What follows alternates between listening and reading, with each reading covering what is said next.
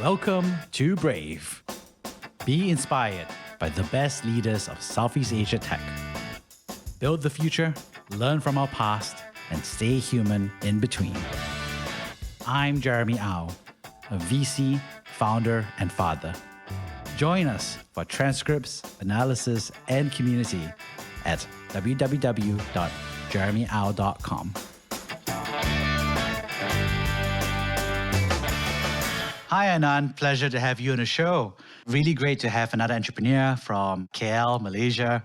So happy to hear your story and insights on the market. For those who don't know you yet, could you introduce yourself? Hey, Jeremy. Thanks a lot for having me. My name is Anan Saminathen. I have been building enterprise tech platforms for about 20 years. Our current venture is a platform called Outperform. It's a marketing automation platform helping enterprises in real estate, education, and automotive with their lease management using our LMS and our AI solution. And so, how did you get started to become an entrepreneur? Was it something that you were interested in and when you were young, or how did I get started? I think it was an accident. I did my master's in the UK. After I finished my master's, I was actually working over there for a company. And it was an interesting company. They were building a platform that allows you to learn about technical skills. At that time, Cisco certification, Microsoft server certification was really, really big. Everybody wanted to do those things. So this company was building a way for them to use videos and screen recording to actually place an instructor on the screen and walk about the screen and try to explain to people what they need to click and how they need to solve problems if they have certain challenges and things like that. And I was helping that team build that system, and it was a content. It was more like a building content, but because of certain technical challenges that we faced like 20 years ago, because at that time you didn't have YouTube, even video editing software was not really as powerful as it is now. So we had to use different technologies in order to make it happen.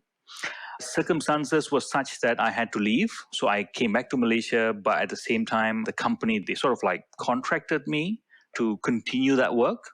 So they allowed me to go back to Malaysia and still continue doing that for about 6 months. Why not just start a company, and at least for the next 6 months, I'm all right. And let's see what happens after that contract was over. And I was very interested in continuing that, and found a way to sell that same sort of technology or platform to other Malaysian businesses and went on from there. And what's interesting is that you've grown to over $1 million of annualized recurring revenue over the past 6 years. So slow and steady. And you've done that without any venture capital. So can you talk us more about what's it like to bootstrap a company over time?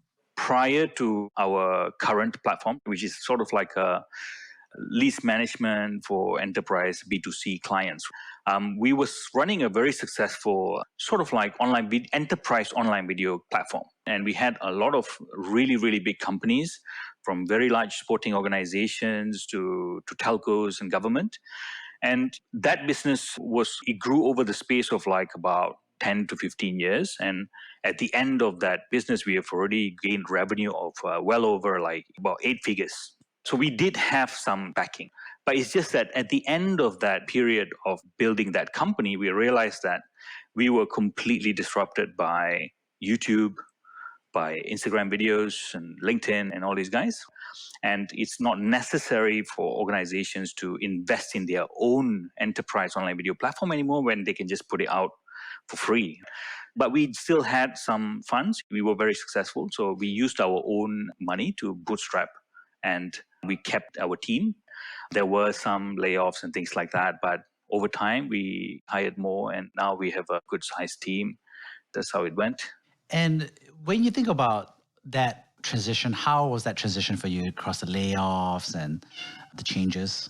It was tough. Really, really tough, obviously. All these great people with us, and as an entrepreneur, and at that time, if you need to tell your employees that it's over and we need to change, and certain people had to go because they don't fit in that new model of doing business or the new things that we were doing, it is certainly very, very tough.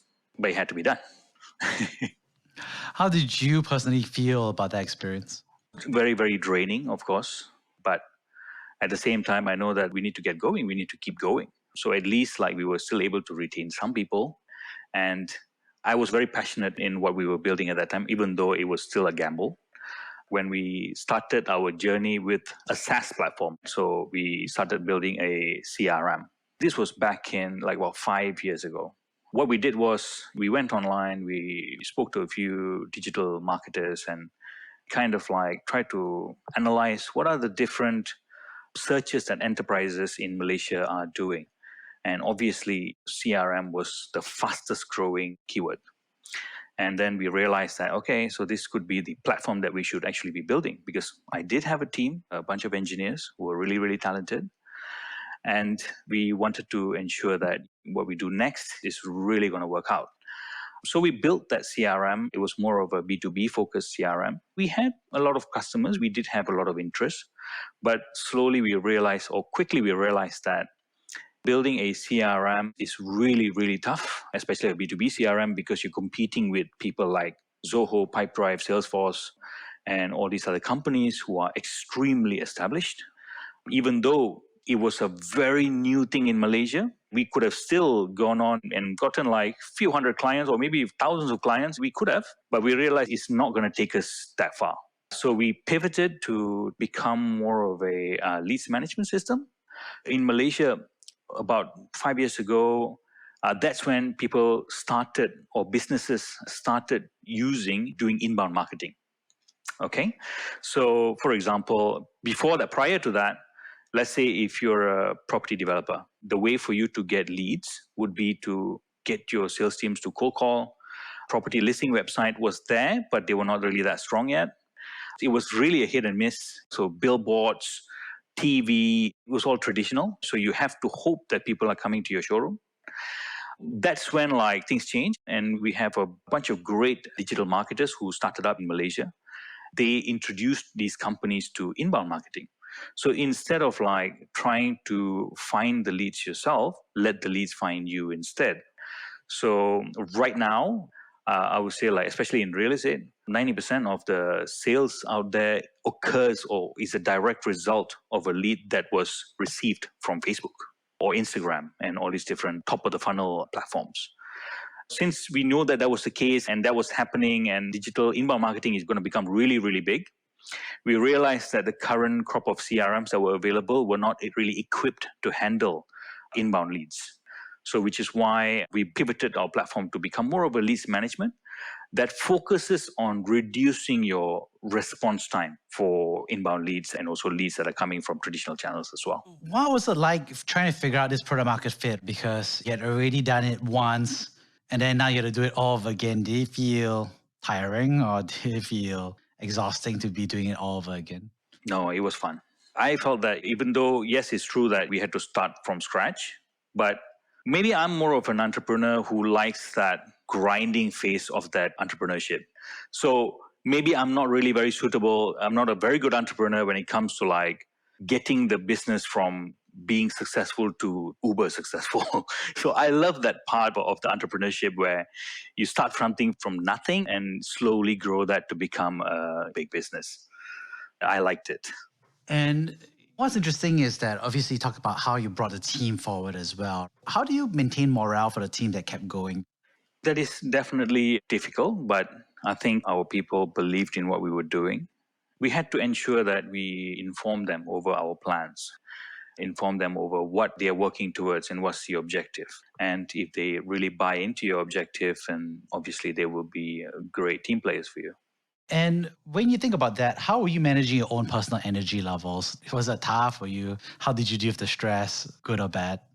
I thought not bad, but obviously, like having seen a lot of success at the very beginning, to go back down and start from scratch and handling a lot of rejection and trying to figure out that product market fit, all that took some time. So it took at least about 1 to 2 years.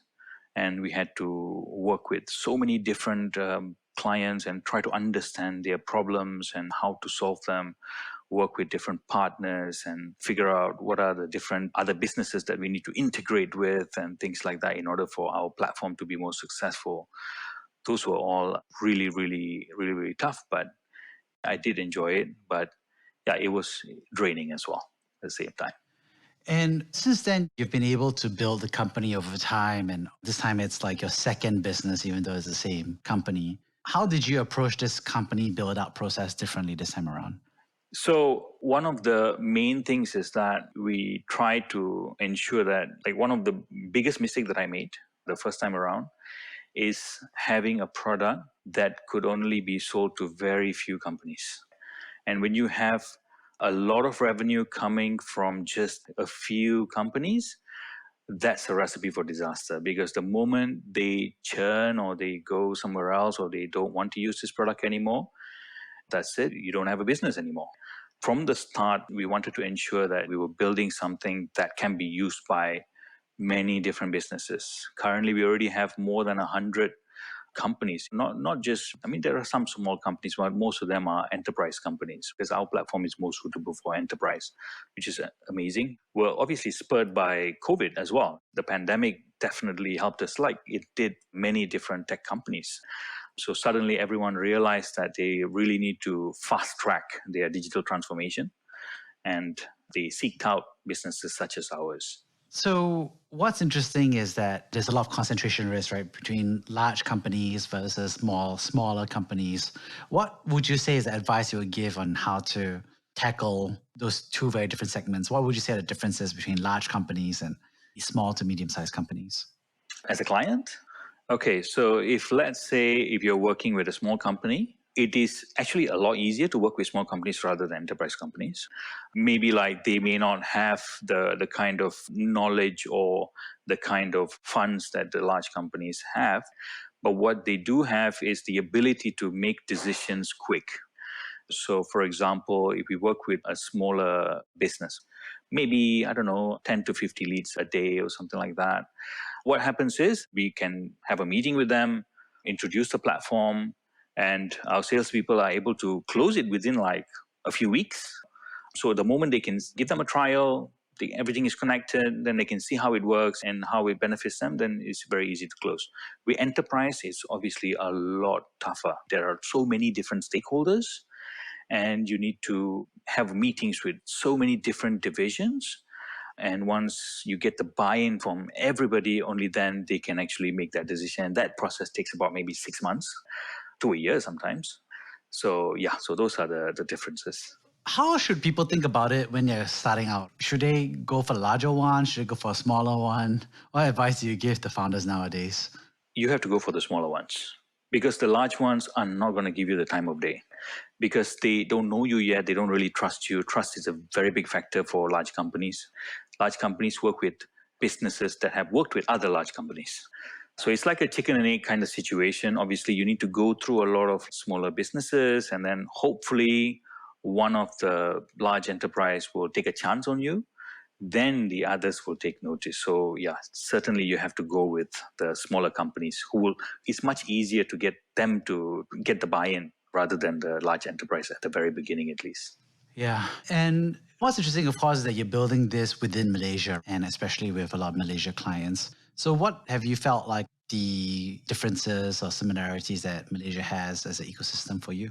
As compared to? I think as compared to other markets that you may have observed or heard, because I think a lot of people are always curious about Malaysia. Like, what's it like a startup ecosystem? What's it like as a place for startups to do business? So I'd love for you to share your thoughts about it. So perhaps like I can touch a little bit on the processes that businesses over here they use when it comes to dealing with inbound marketing. Let's say in America, for example, when you have companies that brings in, I don't know, 1,000 to 10,000 leads a month that is sent to their sales team.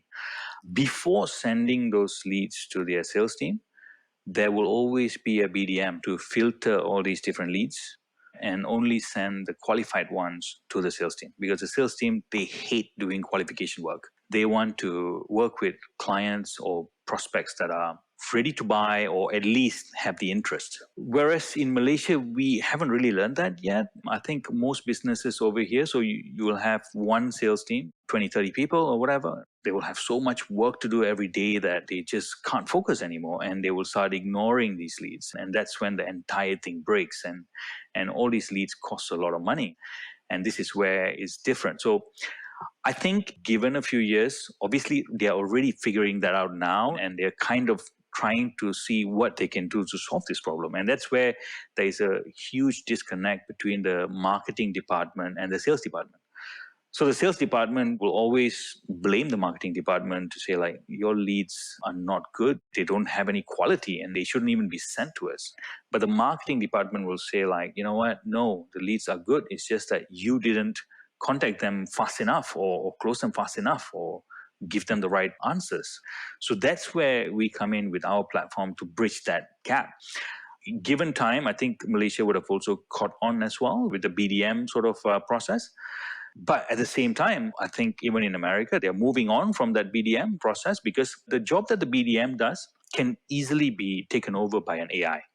Instead of having an actual person to chase thousands of leads every month and multiple times to call them and try to qualify them, and then after that, only then send it to the sales team, I think that's a mundane job that is perfect for an AI. Humans should never do that. That is what we are also doing as well to help our businesses over here. It's interesting because you're flagging like differential adoption rate for Malaysia versus Southeast Asia versus the US. How do you think Malaysia also performs on other adoption or enterprise trends that you've seen? Enterprise space, we are quite slow to adapt to changes. So the usual suspects, like you're trying out new platforms such as TikTok, that's happening.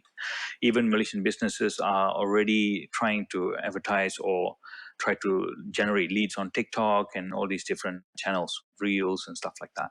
But when it comes to something more on a deeper level, like content and trying to, for example, what we're doing right now, podcasts and stuff like that, that has been a bit slow. These are things that are prevalent in the advanced markets. It has a slow take up in countries such as Malaysia. Do you feel like it's a function of also of the GDP per capita? Because when labor is cheap, wages are low, then let's just use people. You just throw a bunch of people at the problem. And then when people start to get more expensive, when people have a higher cost of living, then wages go up. And therefore, AI/robots look cheaper as a result, or software and productivity. How do you think about that? I think that is spot on. But I would say, like, perhaps we are kind of democratizing the AI. Our competitors, for example, in other countries, the ones that does leads qualification using AI, yeah, if you do subscribe to those guys, then businesses over here will start thinking like, no, that's just way too expensive. I'd rather hire like two other person because they can do the same job as well. Yeah, I suppose that's where entrepreneurs are important. So they need to come in and they need to understand the problems that are being faced in a certain country and ensure that it's at a fair price point. You're right. It could be a function of that, of the GDP per capita. How then should enterprise startups be thinking about it? Should they just like wait for the market and grow slowly? Or should they just say, hey, let's just use humans too? Or how should people accommodate that trend? Well, that depends. We work with a lot of different enterprises, and there are some who are really forward thinking. There are some who's even thinking about like how to incorporate NFTs and blockchain and things like that into their day-to-day. And there are some who struggle with even like introducing a CRM. So it varies. I think it's case to case. What's interesting is that a lot of founders obviously also think about expanding across Southeast Asia and they want to expand to Malaysia versus Malaysian founders in Malaysia expanding to other countries. Are there any advice you give to founders who are entering Malaysia for the first time? You have to understand the local market. One of the key things, for example, over here, if let's say you come over here and you build a platform that is based off SMS, for example, that's not going to work because nobody uses them. So it has to be localized properly for WhatsApp. So you need to be here, you need to understand the local culture. Only then you'll be able to build products that make sense for Malaysians. So on that note, could you share with us about a time that you've been brave? It will tie back to what I said much earlier. I could, after building that successful business, I could have stopped. Maybe I should have stopped. So at least I wouldn't have like used up a lot of my personal savings, a lot of my personal funds into fueling, maintaining the business and pay out of our own pockets for at least a few years before companies started generating revenue and profits again. So that was a gamble. And I'm happy that actually paid off. So I suppose that was the time when I was really, really brave. And I'm happy that it paid off. Did you realize it back then, or did you feel like you've only realized that more recently? I think more recently, because when you're in that mode of like trying to save your company and it's your baby, at that time you won't really care. You will just throw whatever you can in order to save it. And it's a gamble. It really is a gamble. And I'm sure a lot of entrepreneurs, they do that. Sometimes it works out, sometimes it might not. Lucky for us, it worked out. Thank you so much for sharing your perspective. I really enjoyed the conversation. These are the three big things that I got from the conversation. The first is sharing about how you founded the company first and how you had to pivot, conduct layoffs, and search for a new product market fit, which landed on the enterprise CRM space, which was really interesting because I think not many founders honestly have the ability to conduct a pivot or be able to pivot successfully. The second, of course, is your experience with bootstrapping and being thoughtful about the enterprise CRM space and the various aspects about the enterprise consumer that you discovered in Malaysia. And thirdly, thanks so much for sharing about your own personal experience of being a founder in Malaysia. And I think that's a really rare story that we need to highlight more of. So thank you so much for coming on the show. No, thanks a lot, Jeremy. I'm a fan of your podcast. I think your podcast is absolutely great. And it helps other entrepreneurs or other would-be entrepreneurs who's watching this to learn a lot from yourself and your guests. Very kind words. Thank you so much. All right. Thanks, Jeremy. Thank you for listening to Brave. If you enjoyed this podcast, please share this episode with friends and colleagues. Sign up at www.jeremyau.com to discuss this episode with other community members in our forum. Stay well and stay brave.